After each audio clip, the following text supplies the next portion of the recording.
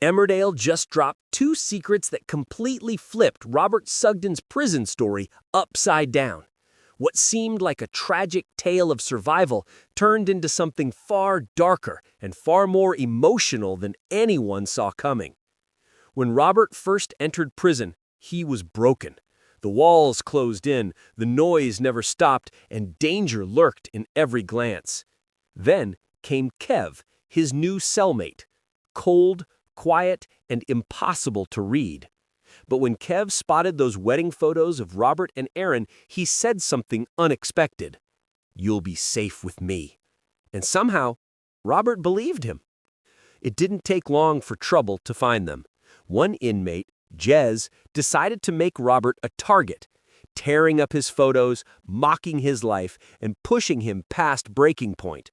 When Jez went too far, Kev stepped in. He defended Robert brutally and without hesitation, ending up in solitary for a month. Robert didn't know how to thank him. "How can I repay you?" he asked. Kev's reply was cold but honest. "You don't have to. You're the only person in here I don't want to kill."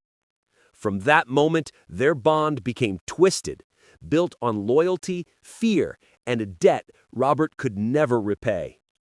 Years later, we see Robert trying to explain all this to Erin and Victoria. He tells them Kev saved his life. But Kev's story was far from over. When they meet again, Kev reveals he's dying. He plays the part of the broken man, claiming he doesn't have long left. Everyone feels sorry for him, even Robert. But then we find out the truth. He isn't dying at all. Kev made it up.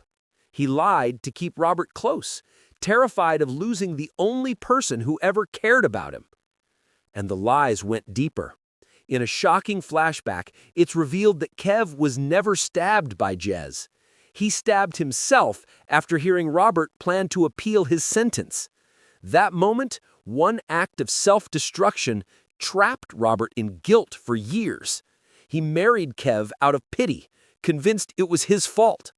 But it wasn't Jez. It was never Jez. Even in prison, Robert got a visit from Faith Dingle, a moment that pierced through all the darkness. She begged him to fight for his freedom, to fight for Erin. Her words echoed through the episode. Love like that should never go to waste. It was the kind of moment that reminded viewers there was still light buried somewhere beneath the chaos. But Kev wasn't done keeping secrets. When he chatted with Liam at the cafe, another truth slipped out. A wild night years ago with a barmaid in Leeds. It sounded like nothing at first, until we found out he had a son. And not just any son. Lewis Barton. A name that changed everything. While Robert tried to navigate his guilt, he made his own mistake, lying to Kev about Victoria having a brain tumor. He wanted to protect himself from more drama, but the lie came back to bite him. When Kev discovered the truth, his world cracked open. "Why would he lie to me about something like that?" he asked, realizing the man he manipulated had finally turned the tables.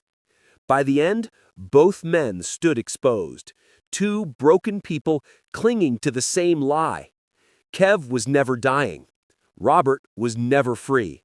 And their connection, born in violence and guilt, was finally collapsing under the weight of truth. The story didn't end with forgiveness or closure. It ended with the realization that sometimes the people who save you are the same ones who destroy you.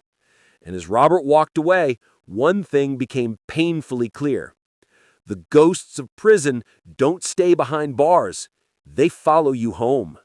Because in Emmerdale, love and guilt are never just stories. They're weapons. And this time, both men got cut by the same